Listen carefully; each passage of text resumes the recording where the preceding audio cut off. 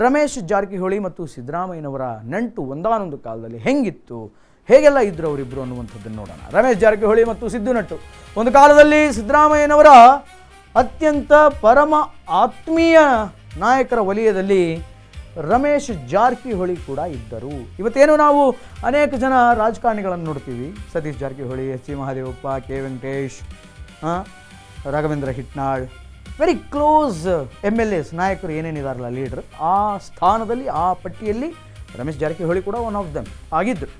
ಸಿದ್ದರಾಮಯ್ಯ ಸಂಪುಟದಲ್ಲಿ ಸಚಿವರಾಗಿದ್ದಂತಹ ರಮೇಶ್ ಜಾರಕಿಹೊಳಿ, ಎಸ್ ರಮೇಶ್ ಜಾರಕಿಹೊಳಿ ಅವರು ಬೆಳಗಾವಿಯಲ್ಲಿ ಸಹೋದರನ ಜೊತೆ ಕಾಳಗಕ್ಕೆ ಬೀಳುವ ಮುಂಚೆ ಕಾಂಗ್ರೆಸ್ಸಿನಲ್ಲಿದ್ದಂಥವರು.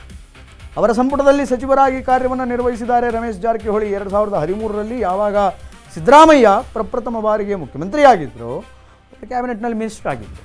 DK ಜೊತೆಗೆ ಮನಸ್ತಾಪ, ಕಾಂಗ್ರೆಸ್ ಪಕ್ಷಕ್ಕೆ ಗುಡ್ ಬೈಯನ್ನು ರಮೇಶ್ ಜಾರಕಿಹೊಳಿ ಅವರು ಹೇಳಿದರು. ಎಸ್ ಆಬ್ವಿಯಸ್ಲಿ ಅದೇ ಪಕ್ಷದಲ್ಲಿ DK ಶಿವಕುಮಾರ್ ಅವರ ಜೊತೆ ಅಸಮಾಧಾನ ಅನ್ನುವಂಥದ್ದು ಉಂಟಾಗುತ್ತೆ ಮತ್ತು ಸಹೋದರರ ಜೊತೆಗೆ ಕಾಳಗ ಬೀಳುತ್ತೆ ಅಂತ ಗೊತ್ತಿದ್ರೂ ಕೂಡ ಒಂದೇ ಮನೆಗೆ 3 ಬಾಗಿಲು ಅಂತಾರಲ್ಲ, ಮನೆಯೊಂದು 3 ಬಾಗಿಲು ಅಂತಾರಲ್ಲ, ಹಾಗೆ ಒಂದೇ ಮನೆಯಲ್ಲಿ 3 ಪಕ್ಷದಲ್ಲಿ 3 ಜನ ಅಣ್ಣ ತಮ್ಮಂದರು. ಸೊ ಹಾಗೆ ಬೇರೆ ಬೇರೆ ಆಗ್ತೀವಿ ಅಂತ ಗೊತ್ತಿದ್ದರೂ ಕೂಡ ಅವರು ಕಾಂಗ್ರೆಸ್ ಪಕ್ಷದಿಂದ ಹೊರಗಡೆ ಬರ್ತಾರೆ. ಸಿದ್ದರಾಮಯ್ಯನವರ ಒಂದು ಕ್ಯಾಬಿನೆಟ್ನಲ್ಲಿ ಮಂತ್ರಿಯಾಗಿದ್ದುಕೊಂಡು ತದನಂತರದಲ್ಲಿ ಅವರು ಆ ಪಕ್ಷದಿಂದ ಆಚೆ ಬರ್ತಾರೆ. BJP ಸೇರಿದರೂ ಕೂಡ ಸಿದ್ದು ವಿರುದ್ಧದ ಸಂಘರ್ಷದ ನಿಲುವಿರಲಿಲ್ಲ. Yes this is the point. 2025ರಲ್ಲಿ ಸಿದ್ದು ಆರೋಗ್ಯವನ್ನು ವಿಚಾರಿಸಿದಂತಹ ರಮೇಶ್ ಜಾರಕಿಹೊಳಿ BJPಗೆ ಬಂದರೂ ಕೂಡ ಸಿದ್ದರಾಮಯ್ಯನವರ ವಿರುದ್ಧ ಕಿಡಿಕಾರುವಂತಹ ಕೆಲಸವನ್ನು ಯಾವತ್ತೂ ಕೂಡ ರಮೇಶ್ ಜಾರಕಿಹೊಳಿ ಮಾಡಲಿಲ್ಲ. 2025ರಲ್ಲಿ ಸಿದ್ದು ಅವರ ಆರೋಗ್ಯ ವಿಚಾರಣೆಯನ್ನು ನಿರಂತರವಾಗಿ ಮಾಡ್ತಾ ಇದ್ದರು. CM ಸ್ಥಾನದ ವಿಚಾರದಲ್ಲಿ ಸಿದ್ದುಗೆ ರಮೇಶ್ ನೈತಿಕವಾಗಿ ಬೆಂಬಲವನ್ನು ಕೊಟ್ಟಿದ್ದರು. ಅನೇಕ ಜನ CM ಸಿದ್ದರಾಮಯ್ಯನವರೇ ಆಗಿರಬೇಕು, ಸಿದ್ದರಾಮಯ್ಯನವರೇ ಮುಖ್ಯಮಂತ್ರಿ ಸ್ಥಾನದಲ್ಲಿ ಮುಂದುವರೆದುಕೊಂಡು ಹೋಗಬೇಕು ಅನ್ನುವಂತಹ ನಿಲುವಿನಲ್ಲಿ ಪಕ್ಷೇತರರು ಅಂದರೆ ಕಾಂಗ್ರೆಸ್ಸನ್ನು ಹೊರತುಪಡಿಸಿ ಬೇರೆ ಪಕ್ಷದವರು ಕೂಡ ಒಂದಿಷ್ಟು ನೈತಿಕ ನಿಲುವುಗಳನ್ನು ಹೇಳಿದರು. ಅದರಲ್ಲಿ ರಮೇಶ್ ಜಾರಕಿಹೊಳಿ ಕೂಡ ಒನ್ ಆಫ್ ದೆಮ್. ಅವತ್ತಿಗೆ ಆ ಭೇಟಿ ರಾಜಕೀಯ ವಲಯದಲ್ಲಿ ಕುತೂಹಲವನ್ನು ಕೆರಳಿಸಿತ್ತು.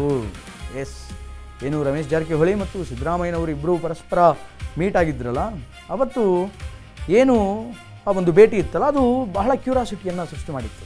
ಈಗ ಮತ್ತೊಮ್ಮೆ ಇಬ್ಬರು ನಾಯಕರು ರಮೇಶ್ ಜಾರಕಿಹೊಳಿ ಮತ್ತು ಸಿದ್ದರಾಮಯ್ಯನವರು ಇಬ್ಬರು ಮೀಟ್ ಆಗಿದ್ದಾರೆ. ಅದರ ಲೆಕ್ಕಾಚಾರವೇ ಈಗ ರಾಜಕಾರಣದ ಪಡಸಾಲಿಯಲ್ಲಿ, ರಾಜಕಾರಣದ ಒಂದು ಪ್ರದೇಶದಲ್ಲಿ, ಗ್ರೌಂಡಿನಲ್ಲಿ ಈಗ ಚರ್ಚೆ ಆಗ್ತಾ ಇದೆ. ಬೆಳಗಾವಿ ರಾಜಕಾರಣಕ್ಕೆ ಸಿದ್ದು ಟ್ವಿಸ್ಟ್ ಕೊಡ್ತಾ ಇದ್ದಾರೆ ಅನ್ನುವಂತಹ ಚರ್ಚೆ, ಕೊಡೋದಕ್ಕೆ ತಯಾರಾಗಿದ್ದಾರೆ ಅನ್ನುವಂತಹ ಒಂದು ಚರ್ಚೆ ಈಗ ರೆಡಿಯಾಗಿದೆ. ಬೆಳಗಾವಿಯ ಒಂದು ರಾಜಕಾರಣದಲ್ಲಿ ಏನೋ ಟ್ವಿಸ್ಟ್ ಕೊಡ್ತಾರೆ. ಹಾಗಾದರೆ ಅಣ್ಣನ ಜೊತೆ ಇರುವಂತಹ ನಂಟು ಗೊತ್ತಾಯಿತು, ಸಿದ್ದರಾಮಯ್ಯನವರ ನಂಟು ಹಿಂಗಿದೆ ಅಂತ. ತಮ್ಮ ಸತೀಶ್ ಜಾರಕಿಹೊಳಿ ಜೊತೆಗೆ ಸಿದ್ದರಾಮಯ್ಯನವರ ನಂಟು ಹೆಂಗಿದೆ, ಅವರ ಒಂದು ಬಾಂಧವ್ಯ ಏನು ಅನ್ನುವಂಥದ್ದನ್ನು ಸ್ವಲ್ಪ ಡೀಟೇಲ್ಡ್ ಆಗಿ ನೋಡ್ಕೊಂಡು ಬರೋಣ. ಎಸ್ ಸತೀಶ್ ಜಾರಕಿಹೊಳಿ ಜೊತೆ ಸಿದ್ದರಾಮಯ್ಯನವರ ನಂಟು ಹೆಂಗಿದೆ ಅಂತ. ಸತೀಶ್ಗಿತ್ತು ಸಿದ್ದರಾಮಯ್ಯನವರ ಜೊತೆ ಒಂದಲ್ಲ ಎರಡಲ್ಲ 30 ವರ್ಷಗಳ ಸುದೀರ್ಘ ನಂಟು. ಪಾಲಿಟಿಕಲಿ, ಐಡಿಯಾಲಜಿಯಲಿ, ಫಿಲಾಸಫಿಕಲಿ ಎಲ್ಲ ರೀತಿಯಿಂದ ಕೂಡ same mindset, like minded people ಅಂತಾರಲ್ಲ, ಹಾಗೆ ಸಿದ್ದರಾಮಯ್ಯ ಮತ್ತು ಈ ಕಡೆ ಸತೀಶ್ ಜಾರಕಿಹೊಳಿ ಅವರು ಇದ್ದಂಥವರು 30 ವರ್ಷಗಳಿಂದ. ಸಿದ್ದರಾಮಯ್ಯ CM ಪಟ್ಟ ತ್ಯಜಿಸ್ತಿದ್ದಂತೆ ಸತೀಶ್ ಜಾರಕಿಹೊಳಿ ಅವರು ಸೈಲೆಂಟ್ ಆದರು.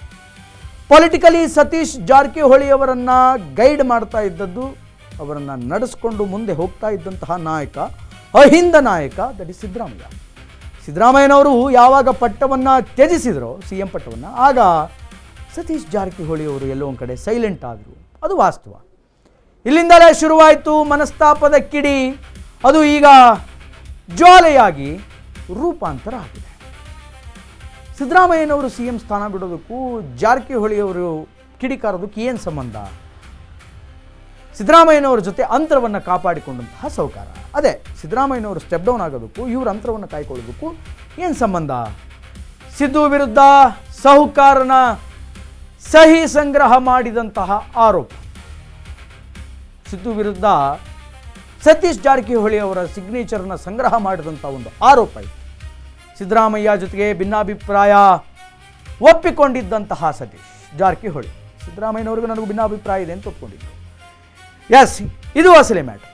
DCM ಹುದ್ದೆ ವಿಚಾರದಲ್ಲಿ ಸಿದ್ದು ವಿರುದ್ಧ ಸತೀಶ್ಗೆ, ಅಂದರೆ ಸತೀಶ್ ಜಾರಕಿಹೊಳಿ ಅವರಿಗೆ ಅಸಮಾಧಾನ ಅನ್ನುವಂಥದ್ದು ತೀವ್ರವಾಗಿತ್ತು. ನನಗೆ DCM ಹುದ್ದೆ ತಪ್ಪಿಸಿದ್ದೇ ಸಿದ್ದರಾಮಯ್ಯ ಅನ್ನುವಂತಹ ಭಾವನೆ ಸತೀಶ್ ಜಾರಕಿಹೊಳಿ ಅವರಿಗಿದೆ. ರೈಟ್ ನೌ ಈಗಲೂ ಕೂಡ ಇದೆ ಅಂತ ಅನಿಸುತ್ತೆ. DCM ಸ್ಥಾನ ಕೈತಪ್ಪಿತು ಮತ್ತು ತಮಗೆ ಬೇಕಾದಂತಹ ಪೋರ್ಟ್ಫೋಲಿಯೋ ಸಿಕ್ತೋ ಇಲ್ವೋ ಅನ್ನುವಂಥದ್ದು ಗೊತ್ತಿಲ್ಲ.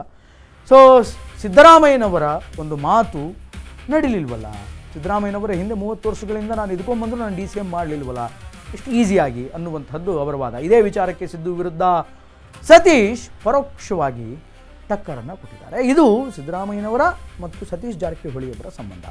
DCM ಆಗೋದಕ್ಕೆ ಮತ್ತು ತಮಗೆ ಬೇಕಾದಂತಹ ಪೋರ್ಟ್ಫೋಲಿಯೋ ಸಿಗಲಿಲ್ಲ, ಅದಕ್ಕೆ ಸಿದ್ದರಾಮಯ್ಯನವರು ಸಹಾಯ ಮಾಡಲಿಲ್ಲ ಅನ್ನುವಂಥದ್ದೇ ಒನ್ ಆಫ್ ದ ರೀಸನ್. ಯಾರು ನಾಯಕತ್ವವನ್ನು ತಪ್ಪಿಸೋಕ್ಕೂ ಕೂಡ ಆಗಲ್ಲ, ಯಾರ ನಾಯಕತ್ವವನ್ನು ಕೂಡ ತಪ್ಪಿಸೋದಕ್ಕಾಗೋದಿಲ್ಲ. ಕೆಲ ಶಕ್ತಿಗಳು ನಮ್ಮ ಮಧ್ಯೆ ಗೊಂದಲ ಸೃಷ್ಟಿಸಿ ಲಾಬಿಯನ್ನು ಪಡಿತಾ ಇವೆ. ಇದು ಕೂಡ ಒನ್ ಆಫ್ ದ ಸ್ಟೇಟ್ಮೆಂಟ್. ಹುನ್ನಾರ ನಡೆಸ್ತಿದ್ದಾರೆ, ಆದರೆ ಇದು ಹೆಚ್ಚು ದಿನ ನಡೆಯೋದಿಲ್ಲ ಅನ್ನುವಂತಹ ಸ್ಟೇಟ್ಮೆಂಟ್ಗಳನ್ನು ಕೂಡ ಸ್ವತಃ ಸೌಕರ್ಯ ಪಾಸ್ ಮಾಡ್ತಾ ಇದ್ದಾರೆ. ಹೊರಗೆ ಸಮಾಧಾನದ ಮಾತು, ಆದರೆ ಒಳಗಡೆ ಅಸಮಾಧಾನದ ಕಿಡಿ ಬಹಳ ದೊಡ್ಡ ಪ್ರಮಾಣದಲ್ಲಿದೆ.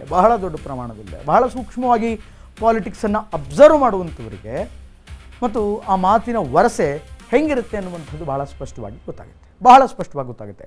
ಸತೀಶ್ ಜಾರಕಿಹೊಳಿ ಅವರಿಗೆ, ಸಿದ್ದರಾಮಯ್ಯನವರಿಗೆ ಎಲ್ಲೋ ಒಂದು ಕಡೆ ವೈಮನಸ್ಸಾಗಿದೆ, ಅಂತರ ಆಗಿದೆ ಅನ್ನುವಂಥದ್ದು ಗೊತ್ತಾಗ್ತಾ ಇದೆ. ಸೊ ಆದ್ದರಿಂದ ಈಗ ಆ ಅಂತರದ ಅಡ್ವಾಂಟೇಜನ್ನು ತೆಗೆದುಕೊಳ್ಳೋದಕ್ಕೆ ರಮೇಶ್ ಜಾರಕಿಹೊಳಿ ರೆಡಿಯಾಗಿದ್ದಾರೆ. ಬಟ್ ರಮೇಶ್ ಜಾರಕಿಹೊಳಿ ಅವರ ಪ್ಲ್ಯಾನ್ ಎಷ್ಟರ ಮಟ್ಟಿಗೆ ಸಕ್ಸಸ್ ಆಗುತ್ತೆ ಅನ್ನುವಂಥದ್ದನ್ನು we have to wait and watch.